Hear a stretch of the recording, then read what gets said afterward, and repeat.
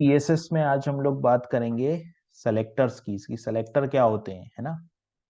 तो सेलेक्टर यानी कि selector is use to select और point to specific element within a page. जैसे मान लीजिए आपका कोई पेज है, ये एक पेज है और इस पेज के ऊपर मान लीजिए ये एक आपका पैराग्राफ बना हुआ है।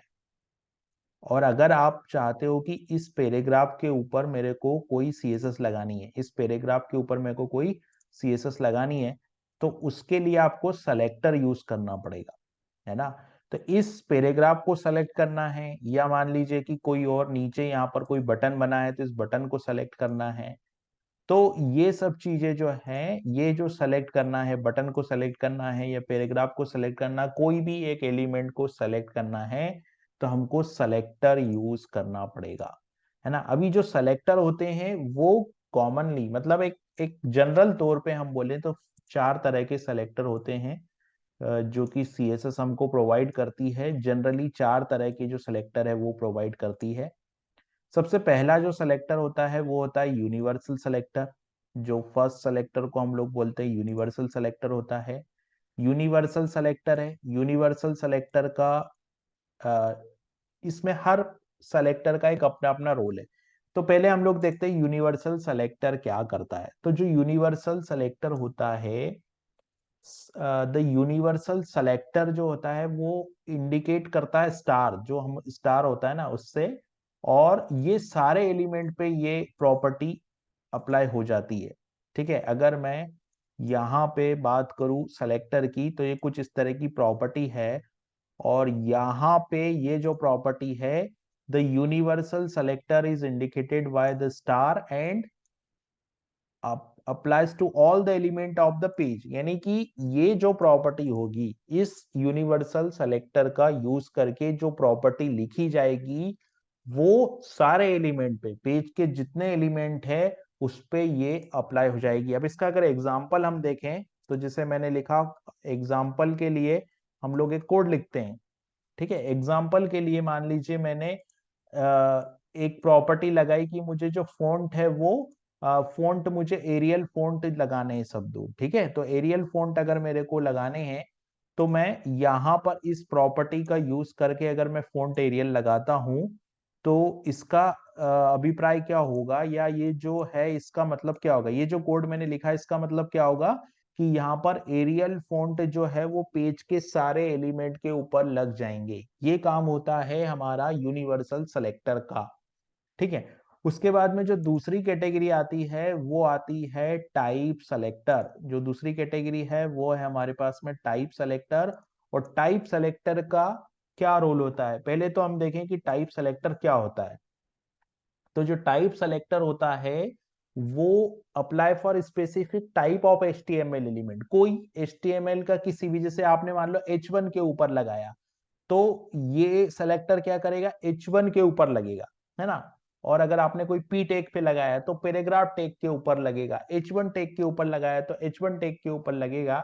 इसी तरीके से हम लोग किसी भी टाइप के HTML एलिमेंट का यूज करके इसको लगा सकते हैं। तो जैसे मैंने यहाँ पर इसको पेस्ट किया, अब आप ये देखोगे ये कोड जो मैंने पेस्ट किया है, इस कोड में ये जो एग्जाम्पल है वो किसका एग्जाम्पल है, ये टाइप सेलेक्टर का एग्जाम्पल है। यानी कि यहाँ पर जितने भी H1 हैं, जितने भी H1 टैग है उनके ऊपर, यहाँ पर जितने भी H1 टैग है उनके ऊपर यहाँ पर कलर जो है वो ग्रीन लगेगा। जो H1 टैग है उनके ऊपर कलर क्या लगेगा, कलर यहाँ पर ग्रीन लगेगा। तो ये जो है वो हमारा क्या है, H1 टैग है। उसी तरीके से आता है हमारा दूसरा सेलेक्टर।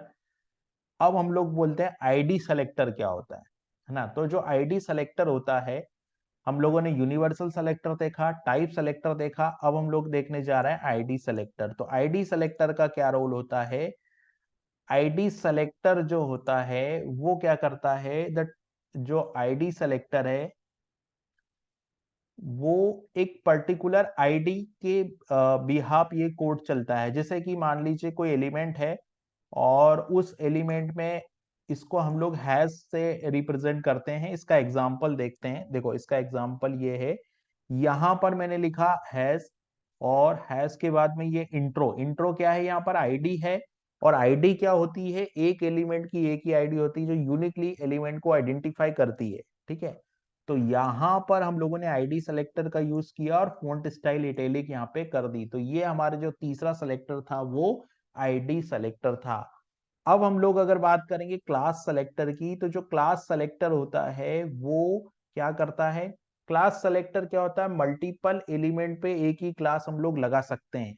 तो क्लास सेलेक्टर की जगह यहाँ पर डॉट ऑपरेटर आता है, डॉट इंट्रो, और ये जो है वो क्लास है और ये जो है वो आईडी है यहाँ पर। इसका मतलब ये होता है कि यहाँ पर ये हमारी जो है वो क्लास है और ये जो है वो हमारी आईडी है। अभी ये जो इंट्रो क्लास है इसकी फॉन्ट स्टाइल जो है वो इटैलिक हो जाएगी, और यहाँ पर जो आईडी है इंट्रो, इसका जो फॉन्ट स्टाइल है वो भी यहाँ पर इटैलिक हो जाएगा। इस तरीके से हमारा जो आईडी सेलेक्टर है वो काम करता है और क्लास सेलेक्टर काम करता है। इन दोनों में फर्क है वो हम आगे देखेंगे कि आईडी और क्लास में क्या फर्क होता है। फिलहाल ये चार बेसिक जो सेलेक्टर थे सीएसएस के, वो universal selector, type selector, ID selector और क्लास सेलेक्टर था। अब यहाँ पर एक क्वेश्चन आता है कि आईडी और क्लास में क्या डिफरेंस होता है, ठीक है। आईडी और क्लास जो होता है और आईडी होती है उसमें क्या अंतर होता है ना। जैसे कि ID versus class, ID versus class की अगर अपन बात करें, आईडी वर्सेस क्लास, तो आईडी और क्लास में क्या डिफरेंस होता है वो हमको देखना है, ठीक है।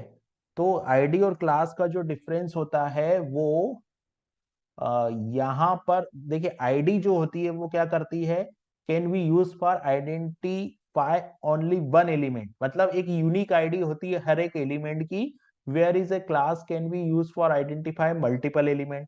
क्लास को हम लोग क्या कर सकते हैं, जो क्लास हमारी होती है ना, क्लास में मल्टीपल एलिमेंट हो सकते हैं, क्लास जो है मल्टीपल एलिमेंट पे अप्लाई हो सकती है। और जो आईडी होती है वो, the difference between ID and class is that the ID can be use for identify one element, और क्लास जो है can be identify use to multiple element. Each element can only one ID, हर एक element की एक ID होती है, और each page can have only one element with the page ID, है ना।